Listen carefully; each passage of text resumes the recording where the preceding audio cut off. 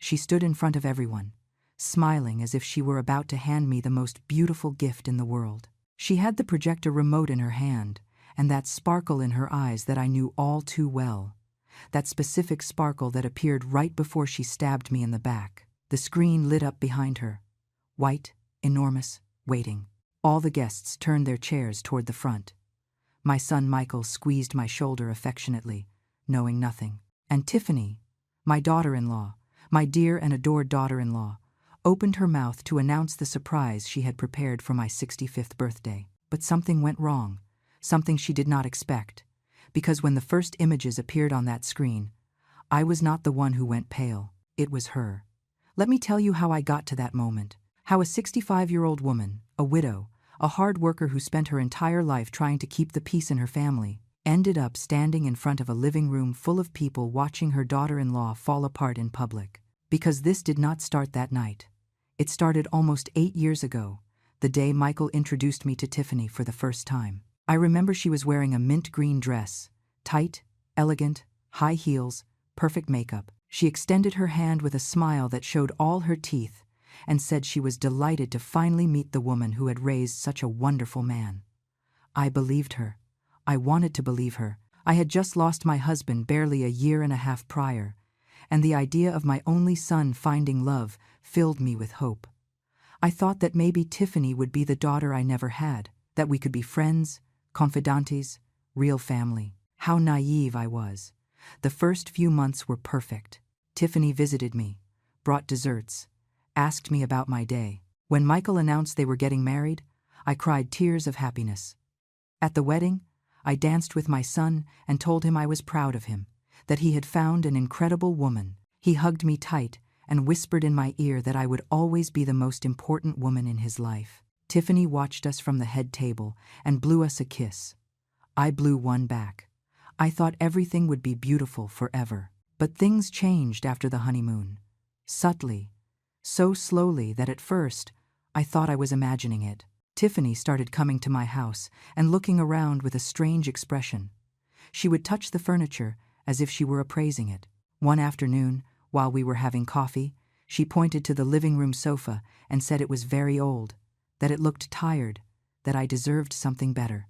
I told her that I had bought that sofa with my husband 20 years ago and that every mark, every worn spot, reminded me of him. She smiled and said she understood, but that holding on so tight to the past was not healthy, that I had to learn to let go. Let go. That became her favorite phrase. When Leo, my grandson, was born, I thought everything would get better. I went to the hospital with flowers and a huge teddy bear. I held that baby and felt my heart fill with life again. But Tiffany had rules. I could not visit him without notifying her 2 days in advance. I could not hold the boy if she was not present. I could not give advice on parenting because times had changed and I was outdated. Michael told me to understand that Tiffany was a first-time mom and was nervous. To give her time, I gave her time. I gave her years. And with every year that passed, the little cruelties became more frequent. Tiffany started making comments about my clothes when we went out together. She said I looked tired, that maybe I should rest more, that at my age it was important to take care of myself. Once, in front of Michael's friends, she said she was worried because I had forgotten where I left my keys twice that week. Everyone laughed uncomfortably. I had not forgotten any keys. But no one believed me when I clarified it. Tiffany had already planted the seed. And my son, my dear Michael, every time I tried to talk to him, he told me the same thing. Mom, you are exaggerating. Tiffany adores you. She is just worried about you. It is her way of showing she cares. You have to understand her. She comes from a different family background. It is her way of expressing affection. And I stayed silent, because I did not want to be the problematic mother-in-law. I did not want to be the one causing conflicts in my son's marriage. I did not want Michael to have to choose between his wife and his mother, so I endured. I endured when Tiffany suggested I sell my house because it was too big for me alone, and the maintenance was going to exhaust me. I endured when she started bringing Leo over less and less to visit me, saying the boy had a lot of activities, and there was no time. I endured when at family gatherings I sat in the corner, and she shined in the center, telling anecdotes where I always ended up looking like the clueless little old lady and she like the patient and understanding daughter-in-law. But there was a moment when something changed inside me. It was 3 months ago. I was at the grocery store buying things for the week when I saw Susan, my neighbor and friend of 30 years. We started talking in the produce aisle, and she asked me how I was. I told her I was fine, as always. But Susan knows me too well. She looked me in the eyes and told me not to lie to her, that I looked dim, that she had not seen me truly smile in months. And then, right there, between the lettuce and the tomatoes, I broke. I told her everything, every poisoned comment, every humiliation disguised as concern, every time Michael had asked me to understand instead of defending me. Susan hugged me and told me something I will never forget. She told me that people like Tiffany do not change, that as long as I kept allowing it, she would keep doing it, and that maybe it was time to stop being the good mother-in-law and start being the woman who respects herself. That night I could not sleep. Susan's words resonated in my head over and over again. And then came the call that changed everything. It was a Tuesday afternoon when my phone rang. Michael. My heart always did a little jump when I saw his name on the screen, as if he were still that 8-year-old boy coming home from school to tell me about his day. I answered with a smile. "Hello, my love." But the voice I heard on the other side was not my son's. It was Tiffany. "Barbara, I need to talk to you about something important." Her tone was sweet, almost syrupy, too sweet.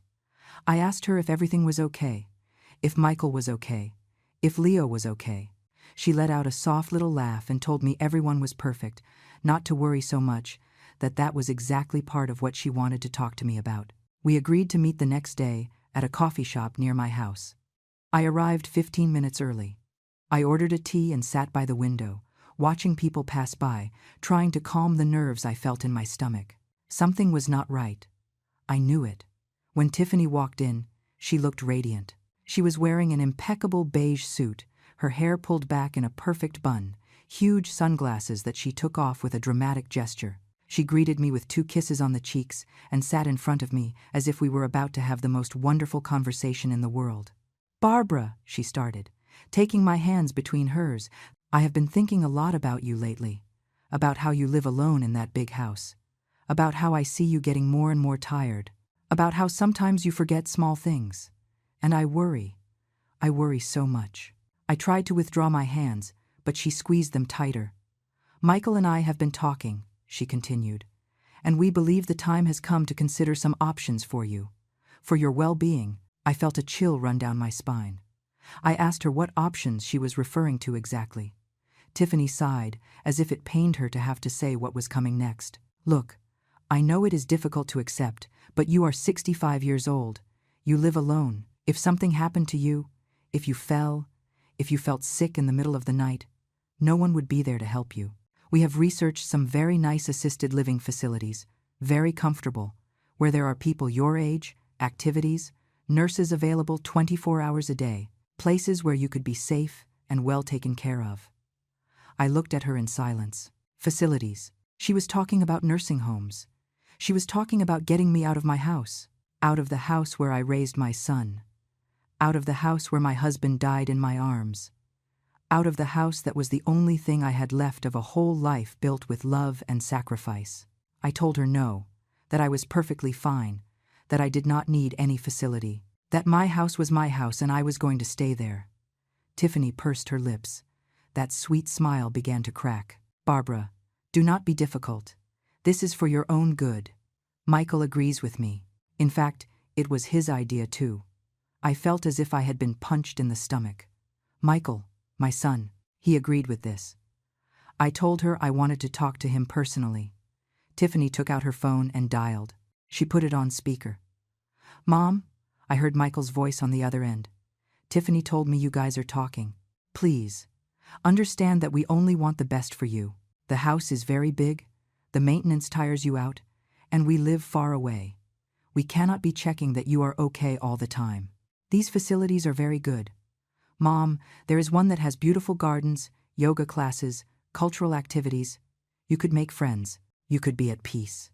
Peace. As if being in my own home caused me unrest. As if I were a burden they needed to get off their backs. I asked him directly, "Michael, Do you want me to leave my house? There was a silence. Then his voice, softer, more tired. It is not that I want to, Mom.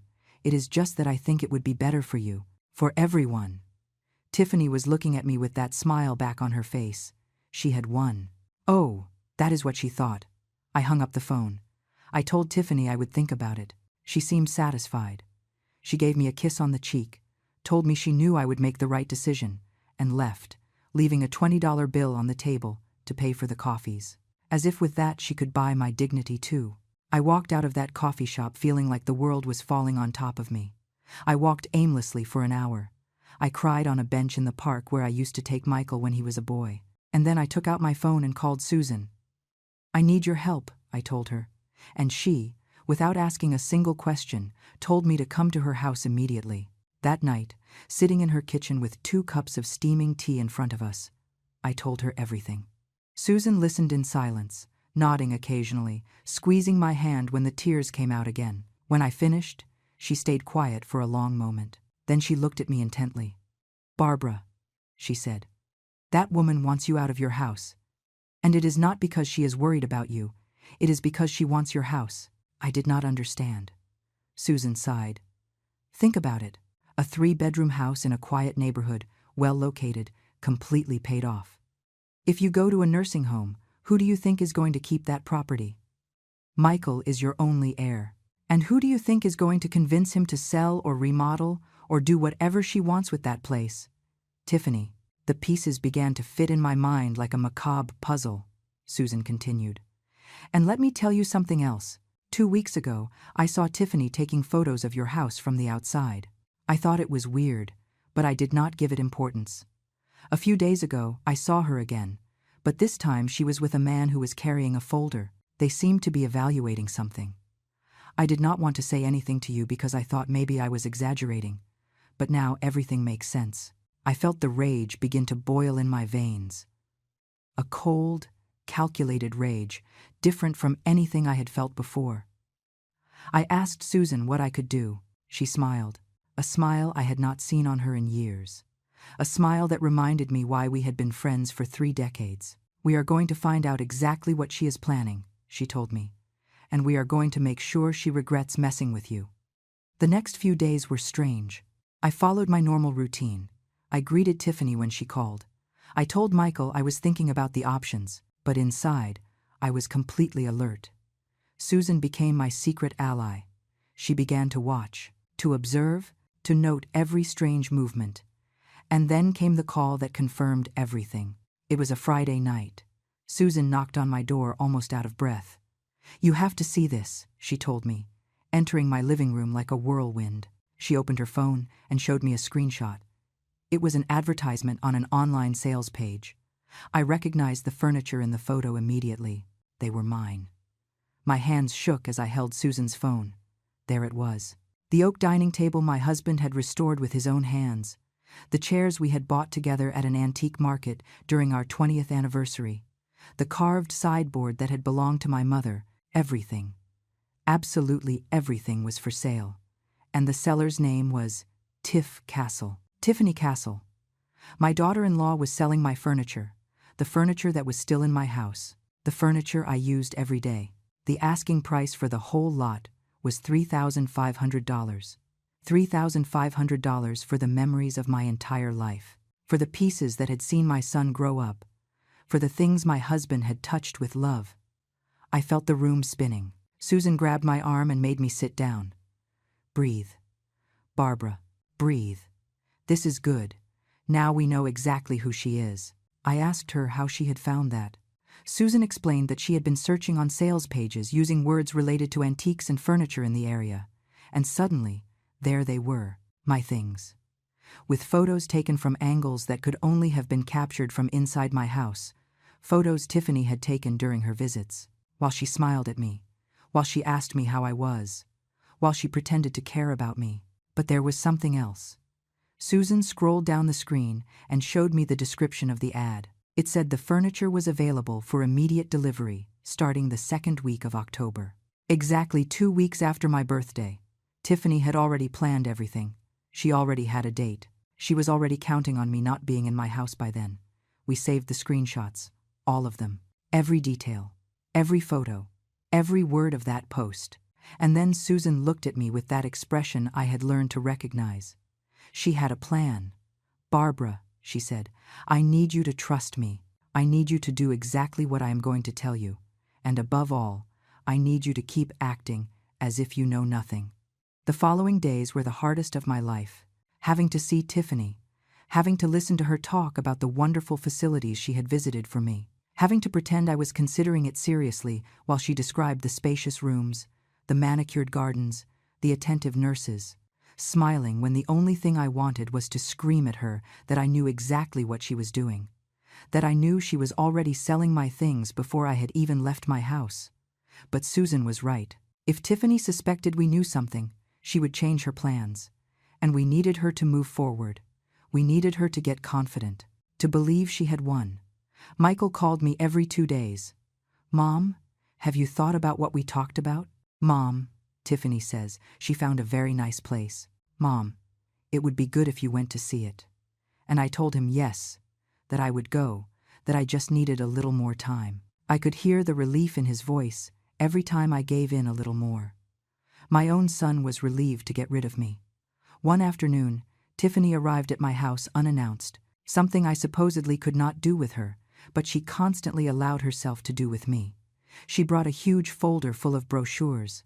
She sat on my sofa, the one she had criticized so many times, and began to show me options. "This one has painting classes. This one has a movie theater on weekends. This one has family visits on Sundays from 2 to 5 in the afternoon." As if I were a pet that needed visiting hours to see my own family. I offered her coffee. While I was preparing it in the kitchen, I heard her walking around the house, opening drawers, checking closets. When I returned with the cups, she was standing in front of the bookshelf, touching the picture frames with photos of Michael as a child. "These are going to look beautiful in our living room," she said, as if they were already hers, as if my house were already hers, as if I were already dead. I asked her what she meant. Tiffany turned around with that smile I already knew so well. "Oh, Barbara, do not play dumb. When you move, obviously you are not going to be able to take everything. The facilities have limited space, only what is necessary. Michael and I can keep the things that have sentimental value, so they stay in the family. So Leo knows them." I told her that was very considerate of her. She seemed satisfied. She drank her coffee and kept talking about gardens and recreational activities as if nothing happened. That night, when she left, I sat on the same sofa where she had been and cried. I cried for my son who did not see me. I cried for the years I had lost, trying to please someone who had never respected me. I cried for the naivety of having believed that love and patience would fix everything. But when I finished crying, I dried my tears. I took out my phone and texted Susan. "I am ready. Let's do this." Susan arrived at my house early the next day. She brought with her her nephew Kevin, a guy in his 30s who worked in technology. I liked Kevin immediately. He had that quiet kindness of people who really listen. I told him everything. He listened without interrupting, nodding occasionally. When I finished, he looked at me and told me something I will never forget. "Mrs. Barbara, my mom went through something similar with my sister-in-law. She did nothing. She let it happen. And she died sad in a place that was not her home. You are not going to end up like that. I will handle it." Kevin explained the plan. He needed access to Tiffany's phone, just a few minutes. Enough to install an application that would allow him to recover deleted messages, conversations, files, everything she had tried to hide. I told him it was impossible. Tiffany never left her phone unsupervised. Kevin smiled. "That is why we are going to create the opportunity." The plan was simple, but required perfect timing. The next time Tiffany came to my house, I would pretend to feel sick, a dizzy spell, nothing serious, just enough so she would have to help me. And in that moment of distraction, while she attended to me, Kevin would enter through the back door that Susan would leave unlocked, take the phone that Tiffany always left in her purse at the entrance, do what was necessary, and leave. 3 minutes maximum. It sounded crazy. It sounded like a movie. But I was desperate, and desperation makes you capable of things you never imagined. The opportunity came 5 days later. Tiffany called me to tell me she would stop by to drop off more information about a facility she had loved. Perfect. I told her I was waiting for her. I called Susan. I called Kevin. Everyone in position. When Tiffany arrived, she was wearing a mustard yellow dress and cream-colored heels. She looked radiant. I bet she was already imagining redecorating my living room. She entered as always, left her huge purse on the hall table, and walked toward me with arms outstretched. "Barbara, so good to see you. You look better, more rested. I think the idea of the residence is already growing on you." I offered her water. She accepted.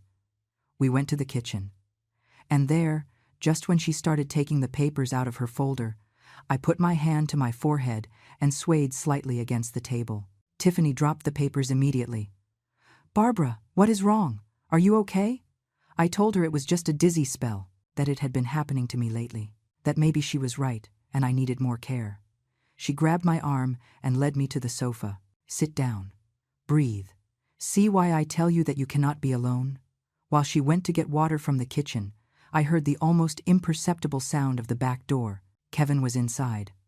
My heart was beating so fast I thought Tiffany would hear it. 1, 2, 3. I counted the seconds in my mind. Tiffany returned with the water. "Drink slowly." "How long have you been feeling like this?" I told her a few days. That I had not told Michael so as not to worry him. She nodded understandingly. "This confirms everything, Barbara. You need to be in a place where they take care of you." I kept counting. 40 seconds. 50. 1 minute. Tiffany kept talking. 2 minutes. 2 minutes and a half. And then, as silently as he had entered, I heard the back door close again. Kevin had left. He had done it. I locked the door after Tiffany left and stood in the hallway for several minutes, staring at the exact spot where her purse had been. The purse Kevin had opened, the phone he had touched without her knowing. My heart was still racing, as if I had just run a marathon. My hands were shaking. I poured myself a glass of water and sat in the kitchen waiting for news. Every minute seemed like an hour. Every sound from the street made me jump.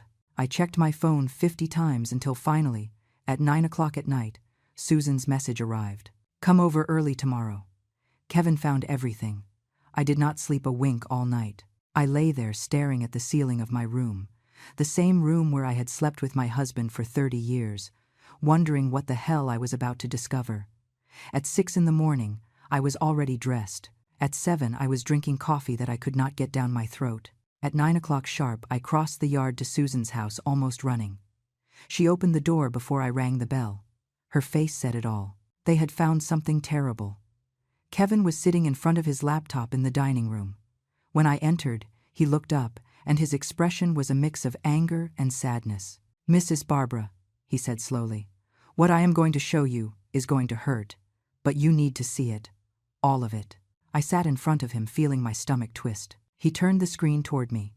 The first thing I saw were screenshots of WhatsApp conversations between Tiffany and someone saved as Contractor Miller. The messages were from 2 months ago. Tiffany asked how much it would cost to completely remodel a 3-bedroom house, change floors, knock down walls, make a modern American-style open kitchen. The contractor responded with quotes. $35,000 for a complete remodel. $40,000 if they wanted to expand the deck. Tiffany responded with excited emojis. "Perfect.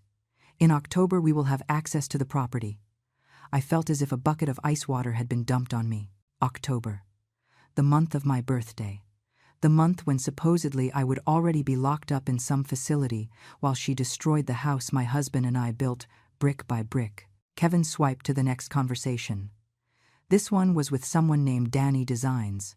Messages about minimalist furniture. Neutral colors. No antiques because they look old and depress the space.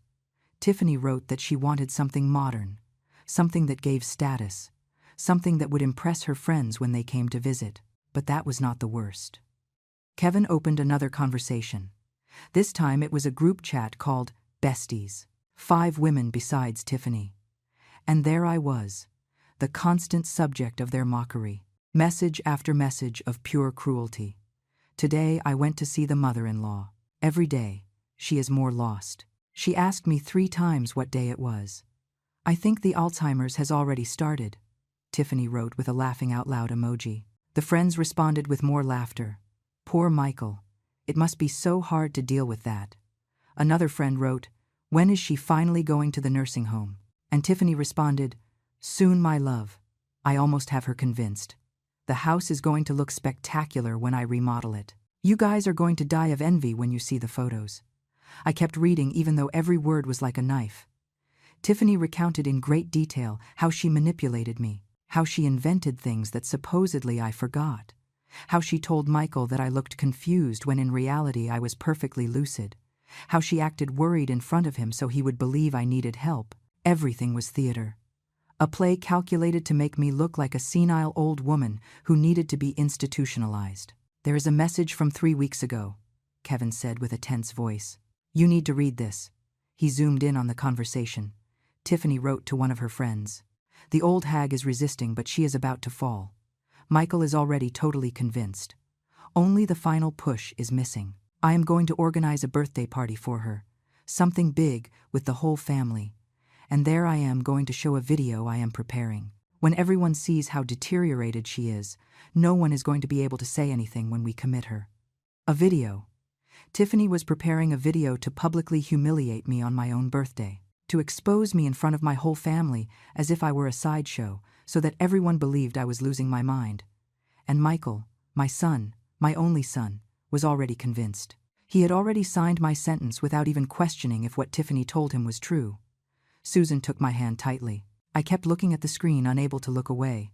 Kevin opened the file folder from Tiffany's phone. There were photographs, dozens of them. Many were of my house from every possible angle. But there were others that froze my blood. Photos of Tiffany with a man who was definitely not my son, in an elegant restaurant, in the entrance of a hotel, kissing next to a sports car. The date on the photos was from 6 months ago. Tiffany was cheating on Michael while accusing me of being the family problem. Kevin enlarged one of the images. The man was young, maybe 30 years old, good-looking with that type of attractiveness that costs money to maintain. In one of the photos, his hand was visible with a watch that probably was worth more than my car. In another, a table with a bottle of wine that easily cost more than $200. Tiffany lived a double life, completely funded while planning to steal my home. But Kevin had not finished yet. He showed me bank statements that Tiffany had saved on her phone, PDF files of the joint account she shared with Michael. Marked in yellow were constant withdrawals that formed a pattern.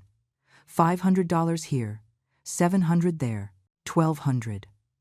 All the transfers went to an account I did not recognize. I asked Kevin if he could find out whose it was. He nodded, and his fingers flew over the keyboard. While we waited, Susan made coffee that neither of us could drink. The silence was so dense, I could feel it pressing against my chest. I kept looking at those screenshots, unable to process the magnitude of what I was seeing. It was not just that Tiffany wanted my house. She hated me with an intensity I had never imagined, and she had built a complete strategy to annihilate me. Kevin interrupted my thoughts. "The account is Tiffany's, a personal account she opened 2 years ago. Michael does not have access, nor does he know it exists. She has been diverting money in small but constant amounts. The total accumulated so far is $22,000. I asked him how it was possible that Michael did not notice. Kevin explained that the amounts were calculated specifically not to raise alarms. $500 disappearing from an account where thousands enter and leave every month goes completely unnoticed if you know what you are doing. $22,000, the money Michael earned working double shifts, money that should be securing Leo's future. And Tiffany accumulated it in secret, probably to finance the remodeling of my house or her encounters with her lover, or both. Then Susan asked something that hit me like lightning. "Barbara, Michael deposits money to you every month, right? To help you with your expenses." I nodded, feeling a knot form in my throat. Every month without fail, my son transferred me $500. It was his way of taking care of me from a distance. Susan continued with a careful voice. "And you always receive the full $500. I thought about my bank statements. Always the exact same amount. Yes, always $500. Susan and Kevin exchanged a look I did not like at all. Kevin went back to search in the phone files. His fingers moved fast until he found what he was looking for. He showed me messages between Tiffany and Michael. My son wrote, "I already deposited the 500 for Mom like every month." Tiffany responded, "How sweet you are, my love. She must be very grateful to have such an attentive son." But then there was another message in a different conversation. Tiffany writing to her friend Paula, "Michael thinks he gives 500 to the old lady every month. I told him that with age, medical expenses skyrocketed and that she needs 1,000. He gives the money to me so I can transfer it to her. Obviously I keep 500. He does not even check." The world stopped. Tiffany was not only stealing my dignity and my house, she was stealing money from me. Money that my son gave me with love, believing he was helping me. "How long has she been doing this?" I managed to ask with a broken voice. Kevin checked the dates of the oldest messages on the subject. At least 2 years, according to what I find here. I did the mental calculation, even though I did not want to. $500 a month for 24 months. $12,000. Tiffany had stolen $12,000 from me, while making me feel that I was a financial burden to my own family. I stood up so fast the chair almost fell over. I needed to move, or I was going to explode. I went out to Susan's garden, breathing the cold morning air. The sky was loaded with gray clouds. The first drops of rain began to fall, and I let them wet my face, mixing with tears I could no longer contain. Susan appeared at my side and hugged me without saying a single word, because there were no words for this. But while I stood there in the rain, feeling the weight of all the betrayal, something changed deeply inside me. The sadness began to solidify, to transform into something cold and clear and absolutely relentless. Pure determination. I went back inside soaked, but with my mind clearer than ever. Kevin looked at me waiting. "I need copies of absolutely everything." I told him with a voice I did not recognize as mine. Every message, every photograph, every statement, every conversation where that woman talks about me, everything you found and everything you can keep finding. He nodded and started working immediately. Then I turned to Susan. "I need your help with one more thing. I have to discover exactly what is in that video Tiffany plans to show on my birthday." Susan had a cousin who worked in video editing. Her name was Megan, and according to Susan, she was discreet, reliable, and hated manipulative people with all her soul, perfect for what we needed.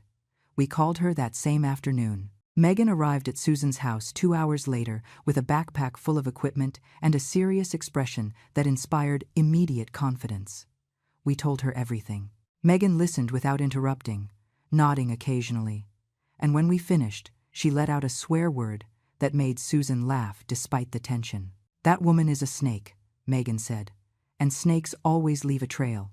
We are going to find that video." The problem was that we needed access to Tiffany's computer or her cloud storage.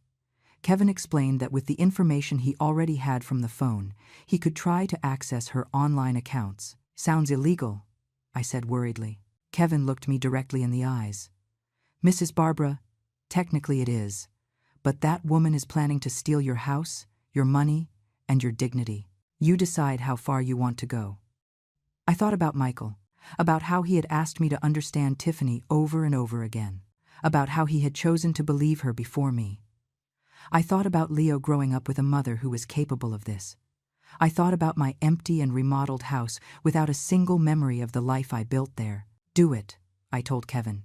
"Find that video." It took him 3 days. 3 days during which I continued acting normal. Tiffany called me twice to talk about the birthday party she was organizing. She wanted to know my favorite foods. What kind of music did I like? If there was someone special I wanted to invite. Her voice was pure honey, so sweet it made you want to vomit when you knew what was really behind it. I played along. I thanked her for being so considerate. I told her not to trouble herself so much. She insisted. "It is no trouble, Barbara. You are part of my family. You deserve a beautiful celebration." When I hung up, I had to sit down because my hands were shaking with contained rage. On the 3rd day, Kevin called me. "I have it. Come now." I left my house without even locking it. Susan and Megan were already in the living room when I arrived. Kevin's laptop showed a folder full of video files. Tiffany had them saved on her Google Drive with the name Project Birthday Barbara. Kevin opened the first one. It was a compilation of videos of me, snippets cut out of context that made me look terrible. There was a clip from last Christmas where I asked the time twice in a conversation. Tiffany had edited the questions together, so it looked like I asked them one after another, as if I were confused. There was another video of me looking for my glasses. In reality, I had left them in the kitchen, but Tiffany cut the end where I found them.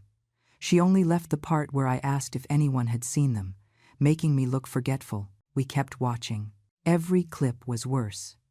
Tiffany had recorded completely normal moments and manipulated them to build a narrative of mental deterioration. She had included photos of me from 10 years ago compared to recent photos. Superimposed text that said things like the passage of time is cruel and we all age, but some need help accepting it. But what really destroyed me was the last part of the video. Tiffany had gotten testimonials, people talking about me. I recognized some of the voices. The lady who sells bread on the corner said that sometimes she saw me talking to myself when I walked. What the video did not show was that I always talked on the phone with a hands-free headset. The neighbor across the street said that once he saw me go out in pajamas to pick up the newspaper, something I had done exactly once when I overslept. Tiffany had looked for anyone who could say something remotely negative about me and had included it all without context. The video ended with Tiffany appearing on screen. She was sitting in what looked like a fake doctor's office with a white coat hanging behind her to give credibility. She spoke directly to the camera with a soft and worried voice. "We love Barbara. She is a wonderful woman who gave us Michael, but the time has come for the family to make difficult decisions. Decisions that show true love. That is why we have decided that Barbara needs a place where she can be safe, cared for, surrounded by professionals who understand her needs. This is not abandonment. This is love." The screen faded to black, and the name of a facility appeared with an address and phone number. All planned, all ready. Only showing this video in front of my whole family remained, so that no one could object when they locked me up. Megan was the first to speak. "This is pure defamation. You can sue her for this." But I did not want to sue her. I wanted something better, something more definitive. "Kevin," I asked, "can you edit a video?" He looked at me confused. "Sure, but what for?" I smiled for the first time in days. "Because I am going to give Tiffany exactly what she planned to give me. A surprise at my birthday party." I explained my plan to them. Susan laughed so hard, she had to wipe away tears. Megan applauded. Kevin smiled in that way people have when they know they are about to do something technically incorrect, but morally satisfying. "I need 2 days," he said. 2 days to create the best video of your life. While Kevin worked, I dedicated myself to something else. I called Michael. I needed to know exactly how much he had told Tiffany about giving me money. "Mom, what a surprise!" he answered with genuine joy in his voice. "How are you?" I told him I was fine, that I just wanted to hear his voice. We talked about Leo, about his work, about unimportant things. Then I dropped the question casually. "Son, you deposit $500 to me every month, right?" There was a pause. "Well, Mom, actually it is 1,000. Tiffany explained to me that with your age, medical expenses skyrocketed. Medications, checkups, those things. I give the money to her and she transfers it to you. It is easier that way." "You do not get it all?" I felt my chest tighten. My own son confirming that Tiffany was stealing from me and he did not even know it. I told him no, that everything was perfect, that I just wanted to confirm. He seemed relieved. "I am glad Tiffany takes care of you too, Mom. I do not know what we would do without her. I do not know what you will do when you discover who she really is either," I thought. But I just told him I loved him and hung up. 2 days later, Kevin showed me his work. He had created a compilation video with everything we found. Messages from Tiffany speaking ill of me. Screenshots of the ads selling my furniture. Photos of her with her lover. Bank statements showing the money diversions. Audio of conversations where she admitted to be manipulating the situation. And at the end, the original video she had prepared to humiliate me, but with a superimposed note that said all this was a lie. "This is what she planned to show you." It was perfect. It was devastating. It was pure justice. Now, only the right moment was missing. And that moment would be my birthday party. The party Tiffany was organizing so carefully to destroy me. The party where she would be destroyed. The days prior to my birthday were strange. I moved through the house like in a play where I knew the ending, but the other actors did not. Tiffany called me constantly with updates on the party. She had rented a small but elegant hall. She had hired a catering service. She had made personalized invitations. Everything was perfect according to her. Too perfect. One afternoon she appeared at my house unannounced again. She brought decoration samples, lavender and silver balloons, ivory tablecloths, centerpieces with white flowers. All very sober, very adult, very appropriate for someone my age. While she showed me every detail, I nodded and smiled, thinking about how ironic the situation was. She meticulously decorating the stage of her own humiliation. Barbara told me with that honeyed voice that already turned my stomach, "I want this day to be special, to be memorable, something none of us will ever forget." "You are right, Tiffany," I replied, looking her directly in the eyes. "It is going to be absolutely unforgettable." She smiled without catching the double meaning. "Perfect. Then everything is ready. The surprise is going to be incredible." Michael also called me those days. "Mom, I am so happy we are going to celebrate you as you deserve. Tiffany has worked so hard on this. She really loves you a lot." Every word was a knife, but I kept smiling on the other end of the phone. "I know, son, I know. Soon we are going to see exactly how much she loves me." Susan came to my house every night. We sat in the kitchen drinking tea and reviewing the plan over and over again. Kevin had prepared everything technically. He had copied the final video onto 3 USB drives, identical to the one Tiffany would use. The day of the party I would arrive early with the excuse of helping. At some point, while Tiffany was distracted, we would switch her drive for hours. Simple, direct, effective. But I was nervous. What if something goes wrong? I told Susan. What if she checks the video before? What if she realizes the switch?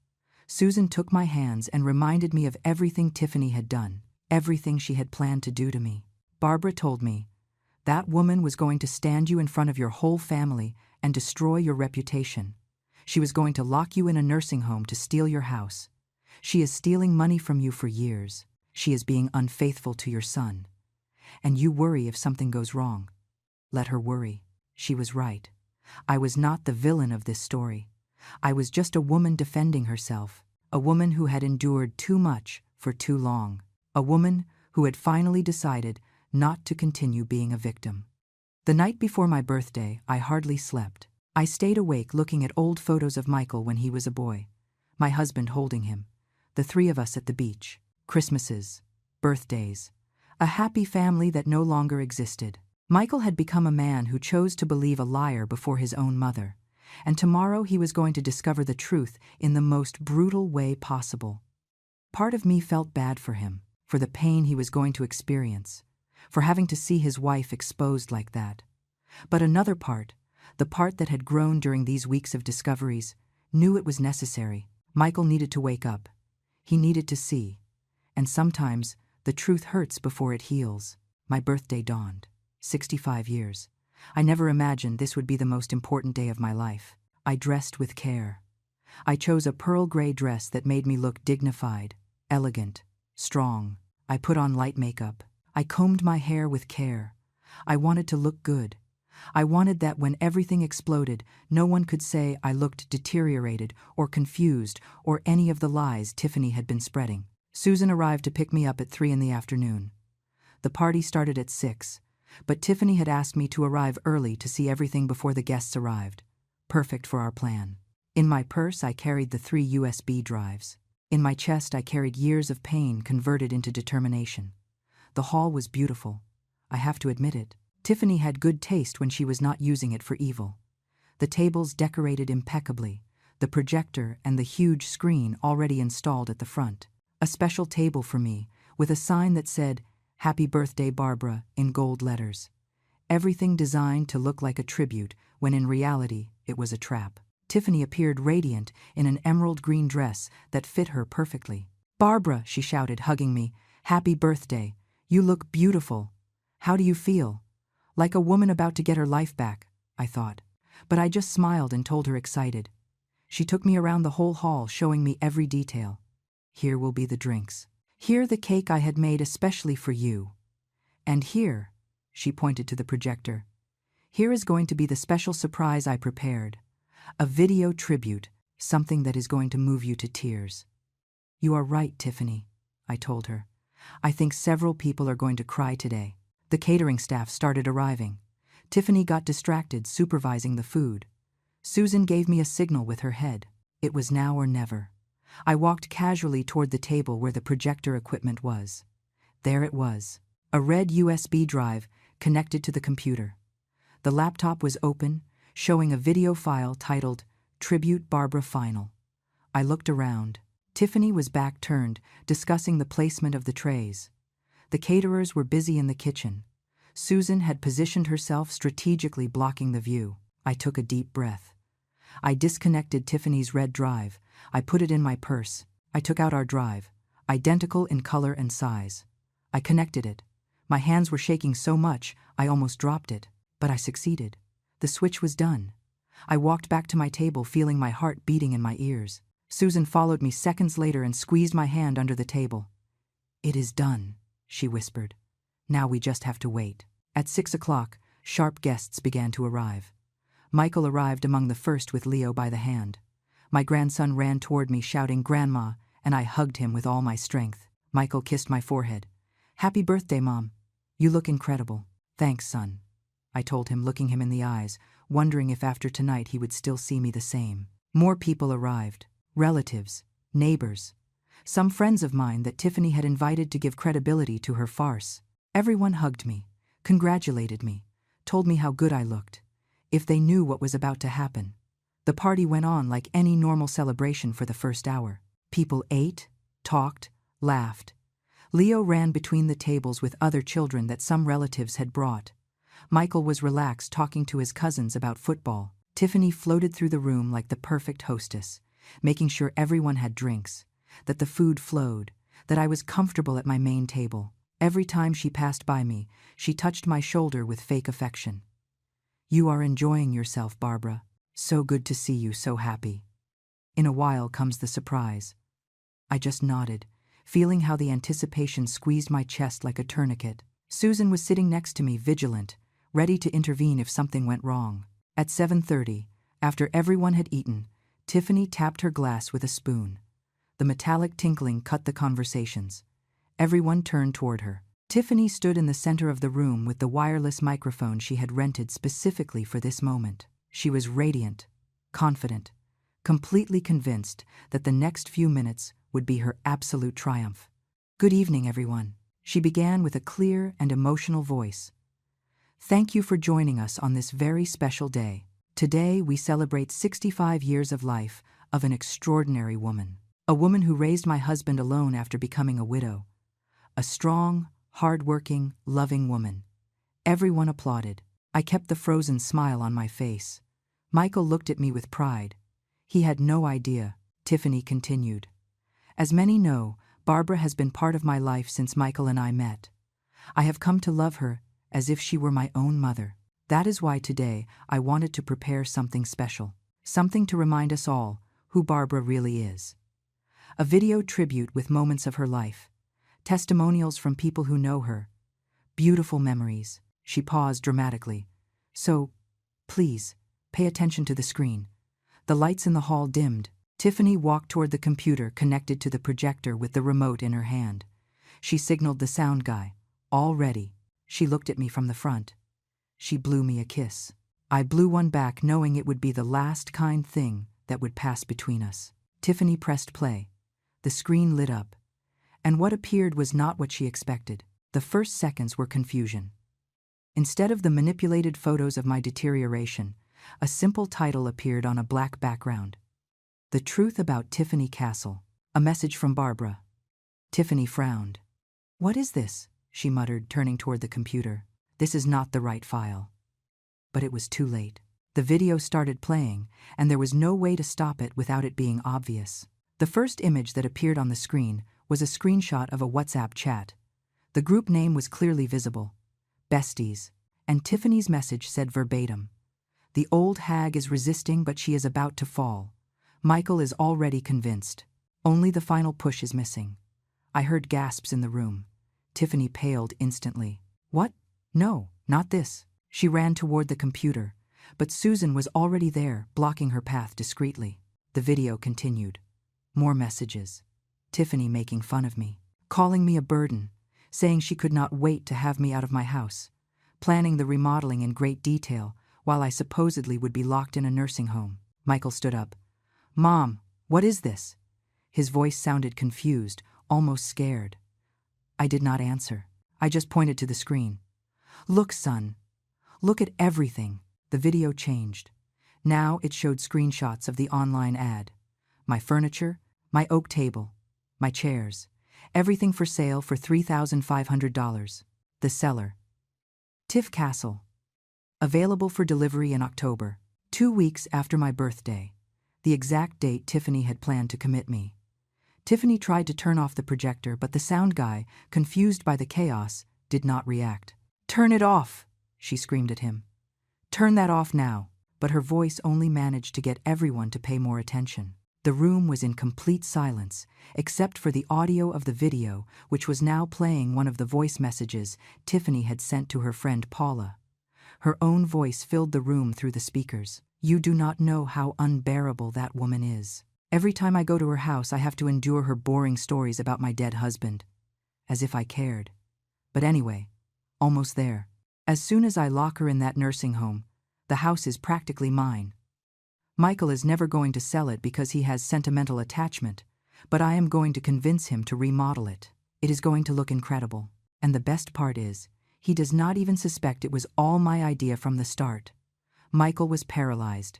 His face had gone from confusion to absolute horror. "Tiffany." His voice was barely a whisper. "What is this? Tell me this is not real." But the video had not finished. Now the photos appeared. Tiffany with her lover, kissing, hugging, in situations that left no room for doubt. The dates were clearly visible on every image. 6 months ago, 4 months ago, 2 months ago. A constant and calculated betrayal. Someone in the room let out a stifled scream. Tiffany turned toward the audience with eyes full of tears. "No, you do not understand. This is taken out of context. Someone edited this. Someone hacked my phone. Barbara is behind this. She is the one manipulating everything." I stood up slowly. All eyes turned toward me. "I am manipulating," I asked with a calm but firm voice. "I am the one who has been lying for years. I am the one who planned to lock someone in a nursing home to steal their house. I am the one who sold furniture that does not belong to me. I am the one who was unfaithful to my husband." The video continued relentless. Now it showed the bank statements. The constant transfers to Tiffany's secret account. $22,000 diverted over 2 years. And then the part that would destroy Michael completely. The messages where Tiffany admitted that Michael gave her $1,000 monthly for me, but she only transferred $500, keeping the rest. $12,000 stolen from money my son gave me with love. Michael approached Tiffany with slow steps. His hands were shaking. His voice was barely audible. "You told me Mom needed $1,000 a month. You told me you gave it to her because it was easier. You lied to me. You stole from me. You stole from both of us." Tiffany tried to touch him, but he pulled away as if she burned. "No, Michael. Listen to me. Let me explain. Things are not how they look." But Michael was no longer listening to her. He was looking at the screen where the original video Tiffany had prepared was now appearing. The cruel and manipulated montage of clips where I supposedly looked senile and confused. The fake doctor's office. Her words speaking of love while planning my destruction. The video ended with a final message on screen. "All the above is real. Everything was found on Tiffany Castle's phone and accounts. She planned to show you a fake video to convince you that I needed to be committed. Instead, I show you the truth. Signed, Barbara." The lights in the hall came on. The silence was absolute and heavy. Tiffany was standing trembling with mascara running down her cheeks. She tried one last time. "This is illegal. She violated my privacy. She hacked my phone. I can sue her." I approached her slowly. We stood face to face. "Go ahead, Tiffany," I said with a serene voice. "Sue me. Call the police. Explain to them how I got this information while showing them proof of your plans for fraud, theft, and defamation.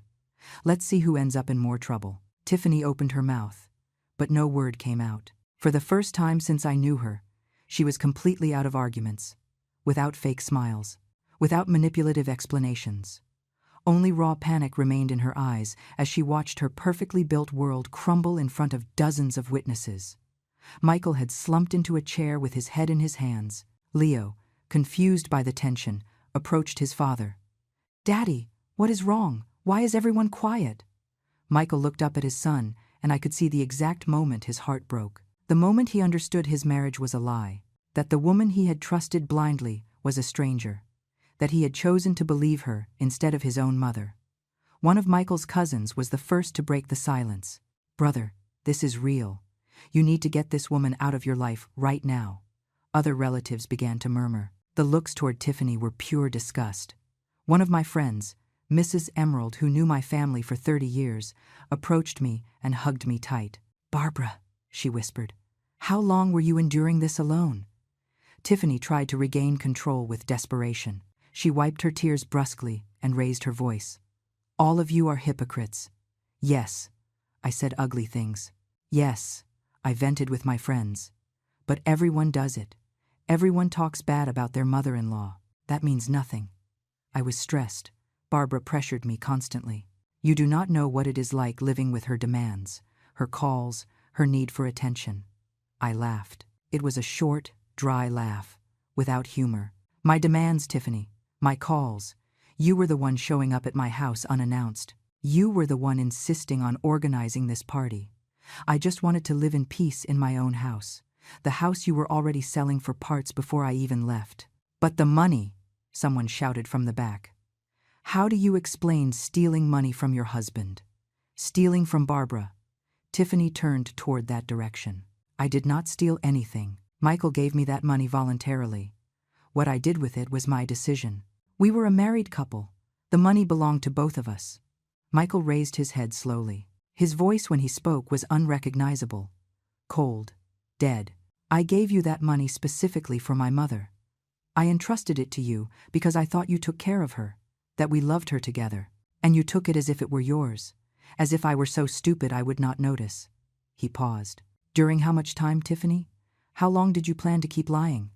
Tiffany tried to approach him. "Michael, my love, we can talk about this at home. In private, not in front of all these people. Please."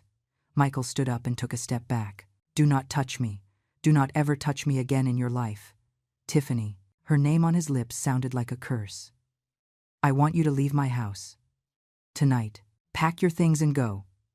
Tiffany's tears were real now. "No, Michael. Think about Leo. Think about our family. We can go to therapy. I can change."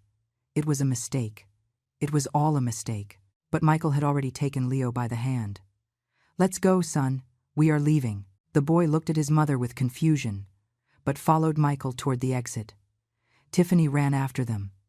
"Michael, please, do not do this to me. Give me a chance." But my son did not even turn around. He left the hall with Leo, leaving Tiffany standing at the door screaming his name. Her crying was heartbreaking, but I did not feel an ounce of pity. I had cried for years in silence while she destroyed me systematically. Now, it was her turn to feel pain. The guests began to leave. Some approached to say goodbye to me with uncomfortable hugs.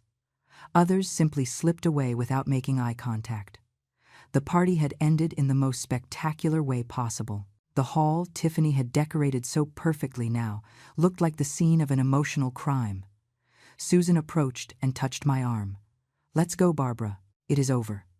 But I shook my head. "Not yet." I approached Tiffany, who was now sitting on the floor by the door, sobbing. I knelt to her level. She looked up. Her eyes were swollen, red, destroyed. "Why, Barbara?" she whispered. "Why did you do this to me?" I looked at her directly without blinking. "Why did you plan to lock me in a nursing home to steal my house? Why did you steal money from me? Why did you lie to my son for years? Why did you make me feel like I was crazy when I knew something was not right? Why did you try to destroy me and almost succeeded?" I paused. "I did not do this to you, Tiffany. You did it to yourself." I stood up and left the hall with Susan. The fresh night air hit my face. I breathed deep. I was shaking. Not from fear, not from sadness, from relief, from liberation, from the intoxicating feeling of having fought and won. That night I slept at Susan's house. I did not want to be alone. Not yet. We sat in her living room drinking tea until past midnight, talking about everything that had happened. "You did the right thing," Susan repeated to me over and over. That woman did not deserve mercy. At 2 in the morning my phone rang. It was Michael. I answered with my heart racing. "Mom." His voice sounded broken, shattered. "I am at a hotel with Leo. I could not be in that house. Everything reminds me of her. Of the lies. Of my own stupidity." He broke down. I heard sobs on the other end. "I am sorry, Mom. God, I am so sorry. I should have believed you. I should have listened to you. I am the worst son in the world." "No, son," I told him with a soft voice. "You are not the worst son. You are a son who was deceived by someone who knew exactly how to manipulate you. Tiffany is good at what she does. Too good. But now you know the truth, and that is what matters." Michael breathed deep, trying to calm down. "Tomorrow I am going to talk to a lawyer. I am going to start the divorce. I am going to make sure she does not keep anything. And Mom," he made a long pause, "I need you to know I am never going to doubt you again. Never. I love you. And I regret having failed you when you needed me most." "I love you too, son," I replied, feeling my own tears finally fall. "And you did not fail me. You just got lost for a while. But now you are back." We hung up and I stood looking at the phone in my hands. Susan passed me a tissue. "It is ending well," she told me. "You are going to get your son back. You are going to stay in your house. And Tiffany is going to pay for everything." I nodded, drying my tears. "Yes, it is ending exactly how it was supposed to end." The following days were a whirlwind. Michael indeed hired a lawyer. Tiffany tried to fight, but the evidence was overwhelming. The video Kevin had compiled was presented as evidence. The messages, the photos, the bank statements. Everything. Michael's lawyer explained to her that he could accuse her not only of infidelity, but of fraud and misappropriation. Tiffany had no defense. In the end, she accepted a deal. She would leave without fighting, shared custody of Leo. She would return the stolen money in monthly payments. And she would never come near me again. She signed everything crying, but she signed. 3 weeks after the day of my birthday, Tiffany left my family's life forever. Michael moved temporarily with me with Leo while processing everything. Seeing him eat breakfast in my kitchen again, hearing my grandson's laughter filling the house, feeling that my family was healing, all that was worth every moment of fear and pain. 6 months passed since that night. 6 months in which my life rebuilt itself in ways I never imagined possible. Michael and Leo lived with me for the first 3 months. It was strange at first, having the house full of life again after so many years of solitude. Strange, but wonderful. We ate breakfast together every morning. I took Leo to school while Michael worked. At night we cooked between the 3 of us, and Leo told me about his day with that infinite energy children have. Michael changed.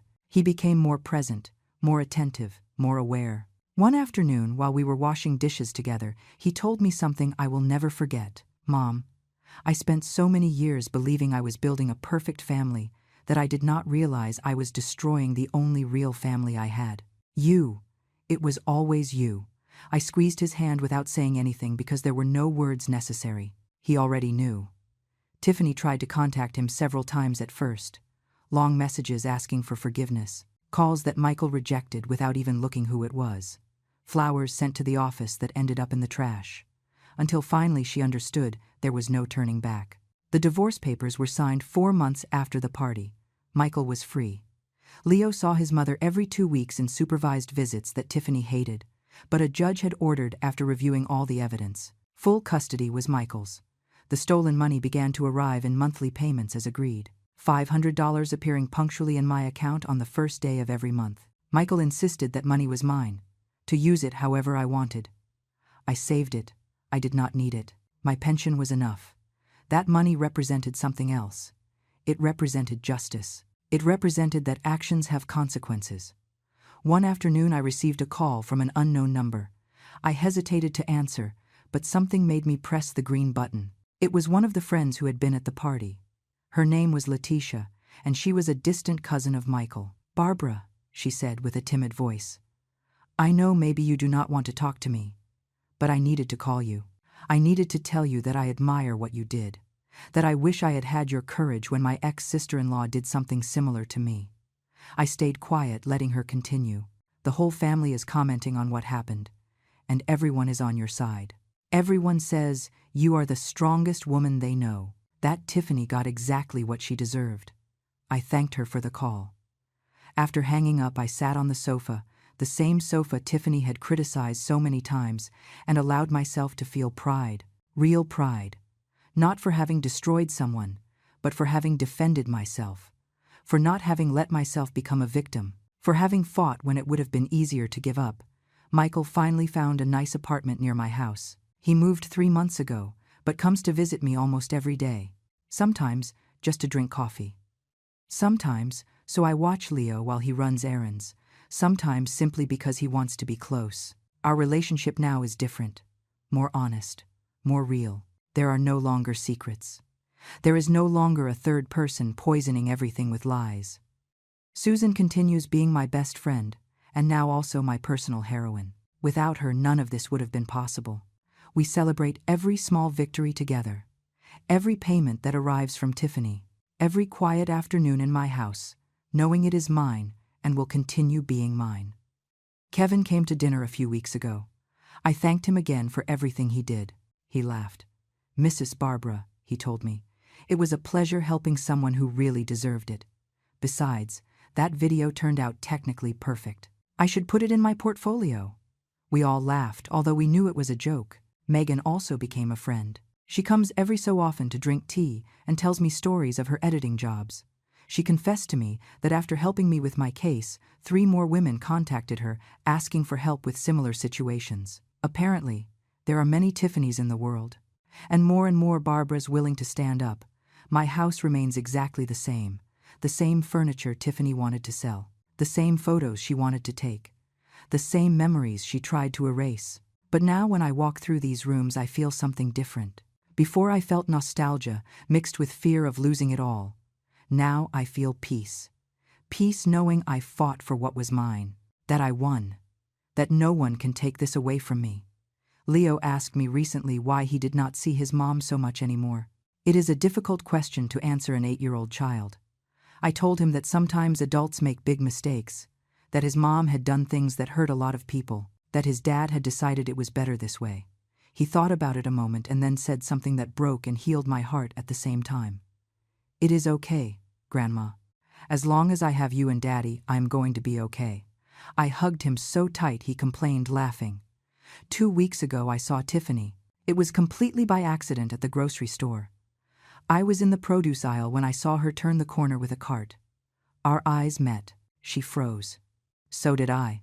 For a moment, neither of us knew what to do. Then she simply turned around and went down another aisle. There were no words. There was no confrontation. Just 2 women who were once at war and now simply existed in separate worlds. I realized as I watched her walk away that I no longer felt rage toward her, not even satisfaction for her fall, just indifference. Tiffany no longer had power over me. She no longer occupied space in my thoughts. She had become what she always should have been, a stranger, someone who passed through my life, caused damage, and then left, nothing more. I saw her leave the grocery store from the window while paying for my groceries. She got into a small car that was definitely not the one she drove when she was with Michael. Her clothes were simple, nothing of the luxurious style she used to wear.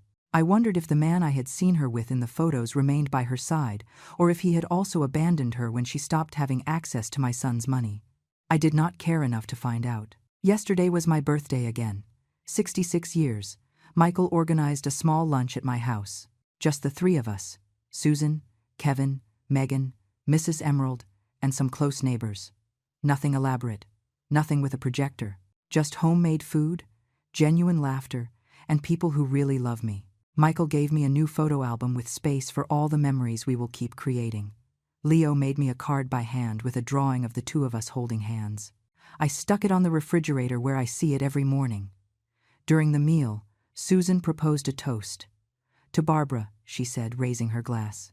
"To the woman who taught us that it is never too late to defend yourself, that age does not define strength, and that sometimes the best revenge is not hurting who hurt you, but simply showing everyone who they really are." Everyone toasted. I felt tears in my eyes, but this time they were good tears. Michael approached afterward and spoke to me in a low voice. "Mom, there is something I need to tell you. I have been going to therapy.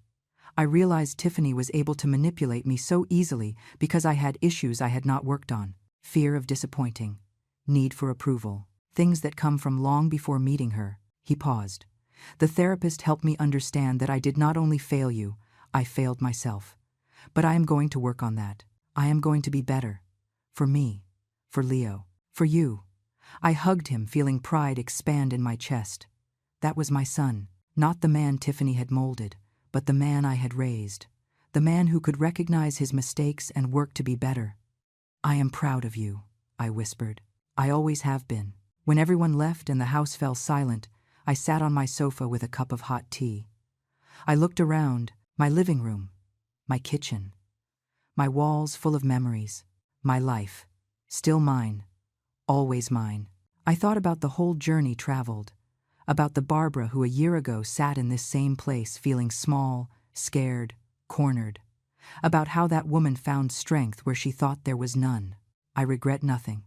Not having investigated, not having changed that video, not having exposed Tiffany in front of everyone.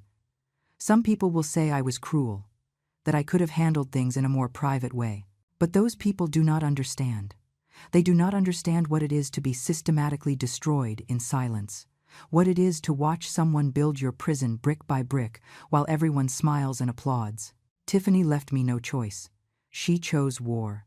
I just chose to win. My phone vibrated with a text. It was Michael. "Thanks for today, Mom. Thanks for still being here. For not giving up. For teaching me what it really means to be strong. I love you more than words can express." I smiled, typing my reply. "I love you too, son. Always." I got up and walked through the house, turning off the lights one by one. Every room held stories, some painful, some beautiful, all mine. In the hallway, I stopped in front of a photo of my husband and me the day we bought this house. We were so young, so full of plans and dreams. I touched the frame tenderly. "We did it, love," I whispered to the photo. "I defended our home. I defended our family. I know you would be proud." I went up the stairs toward my bedroom. Each step felt lighter than the last. I no longer carried the weight of Tiffany's lies. I no longer carried the fear of losing everything. I no longer carried the guilt of feeling that maybe I had done something wrong to deserve her cruelty. Now I only carried the certainty of having done the right thing, of having fought, of having won. I lay down looking at the ceiling, and for the first time in years, I did not feel worry for the future. I did not feel fear of what would come. I just felt gratitude for being exactly where I was. In my bed, in my house, surrounded by the love of my real family. I closed my eyes, and right before falling asleep, I thought about all the women who are going through what I went through, the ones who are being manipulated, minimized, prepared to be discarded. And I wish that they find their own strength, that they find their own Susan, their own Kevin, that they find the courage to say enough, because no one deserves to be treated the way I was treated, and no one has to accept it in silence. I fell asleep in peace, in my bed, in my house, surrounded by my memories, victorious, free, and completely, absolutely, in control of my own life, exactly as it should have always been.